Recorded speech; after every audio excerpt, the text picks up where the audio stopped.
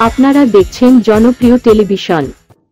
এই যাদের বিরুদ্ধে মামলাগুলো হচ্ছে সেই পরিবারটাকেই তারা মানে হেনস্থা করার জন্য, হয়রানি করার জন্য একটা বিভীষিকাময় জীবন করে তোলে, তাই না?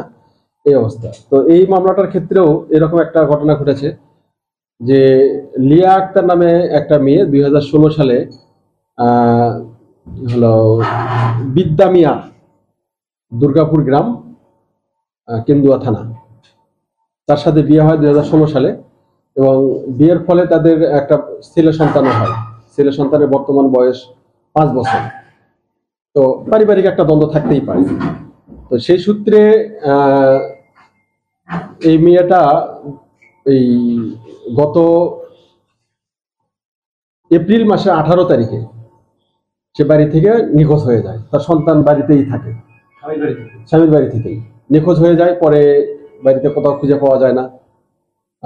পরে তার বাবা 3 দিন পরে, অর্থাৎ 23শে এপ্রিল তিনি কোর্ট পিটিশন করেন।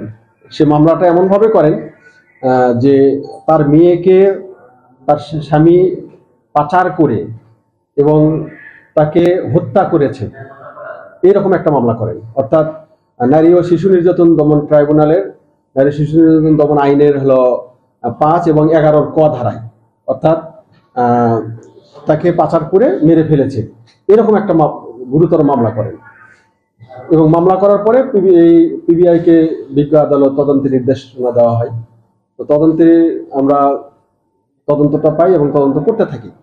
তো উনি বারবার আমাদের কাছে আকুতি মিনতি করেন, চোখে পানি ফেলেন যে স্যার আপনি তাড়াতাড়ি আসামিটা ধরেন, আমার মেয়েকে মেরে ফেলেছে, সে হলো নিশ্চয়ই কোনো জায়গায় পাচার করেছে, অথবা ইন্ডিয়াতে নিয়ে গেছে, অথবা মেরে ফেলেছে, আপনি দ্রুত তাকে ধরেন। এরকম করে বারবার তিনি নিজেও আকুতি মিনতি করতে থাকেন এবং বিভিন্ন জায়গা থেকে ফোনও দেওয়া শুরু করেন। তো তার কথা অনুযায়ী আমরা করি না, আমরা তাকে আমার সন্দেহ হয় যে তিনি হয়তো এটা মানে কারণ এত ওভার অ্যাক্টিং করতেছেন, এর মধ্যে অন্য কোনো কিছু থাকতে পারে। তো সেই সূত্রে আমরা মামলাটা টেকনোলজির দিক দিয়ে যাই। তো টেকনোলজি বা প্রযুক্তি ব্যবহার করি। প্রযুক্তি ব্যবহার করে দেখা যায় যে মেয়ের বাবাই তার মেয়েকে বিভিন্ন জায়গায় আত্মগোপন করে রাখে, লুকিয়ে রাখে, এবং বিভিন্ন জায়গায় লুকিয়ে রেখে তিনি নাটক সাজান যে আমার মেয়েকে মেরে ফেলেছে। এবং এক পর্যায়ে সর্বশেষ আজ থেকে 5 দিন আগেও, তারিখটা মনে পড়ছে না, আমরা দেখতে পাচ্ছি যে তিনি তার মেয়ের সাথে সরাসরি কথাও বলেছেন। হ্যাঁ, কথা বলে দেখা যাচ্ছে যে ঢাকা জেলার তুরাগ থানাধীন একটা সুমনার টেক নামক জায়গায় আলিয়া নামক একটা মহিলার বাড়িতে তিনি নিজেই রেখেছেন।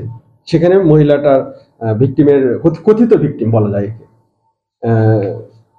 সেই কথিত ভিকটিমকে সেই বাড়িতে রেখে দিয়েছে। তো তখন আমরা সেই অনুযায়ী উনি বিভিন্ন জায়গা থেকেও চাপ প্রয়োগ করেন এবং বলেন যে মানে আসামি ধরতেছেন না, আমার মেয়েকে মেরেই ফেলেছে, অথচ তিনি তার মেয়ের সাথে কিন্তু কথা বলতেছেন। এটা আমরা শুনতে পাচ্ছি। পরবর্তীতে আমরা গতকালকে আমরা এসআই আমিনুজ্জামানের নেতৃত্বে একটা টিম আমরা গঠন করি, করে তুরাগ থানা কে অবহিত করে আমরা ওই জায়গাতে অপারেশন চালাই। চালানোর পরে দেখা যায় হ্যাঁ, ওই আলিয়ার বাড়িতেই, আলিয়ার স্বামীর নাম শহীদুল্লাহ, সেই বাড়ি থেকে আমরা ওই মেয়েকে উদ্ধার করি, লিয়া আক্তারকে উদ্ধার করে নিয়ে এসে এবং বাড়িওয়ালিকে আমরা জিজ্ঞাসা করি, অর্থাৎ হলো আলিয়া, যে আপনি বলেন তো এখানে এই মেয়েটাকে কে রেখে গেছে? উনি বলতেছেন যে 2 থেকে আড়াই মাস আগে ওই মেয়ের মা এবং বাবা দুইজনই এখানে রেখে যায়, 2 থেকে আড়াই মাস আগে। অর্থাৎ ঘটনা কিন্তু 2 থেকে আড়াই মাস আগে, 18ই হলো এপ্রিল। তো এই অনুযায়ী আমরা দেখতে পেলাম যে আসলেই উনি নিজেরাই ওখানে নিয়ে রেখে এসে নাটক সাজিয়েছেন যে তার মেয়েকে অপহরণ করে এবং মেরে গুম করা হয়েছে।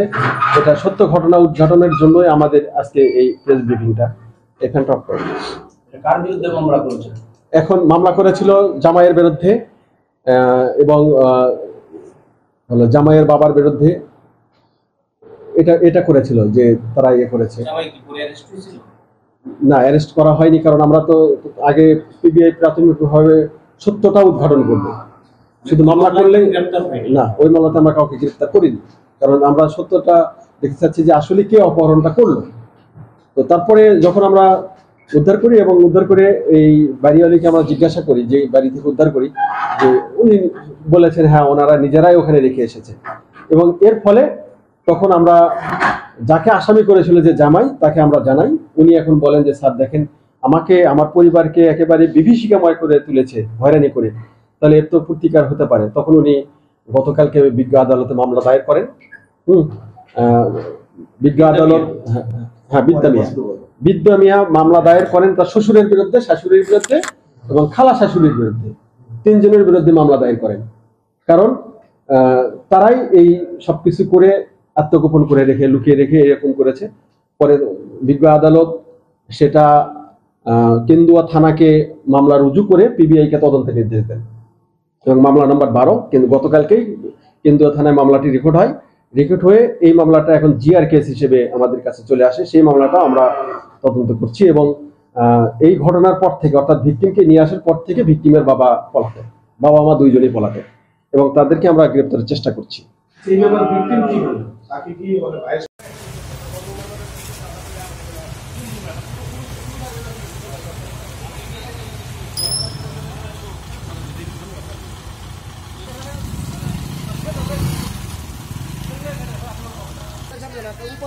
উপজেলা এরকম উপজেলা টান দেয়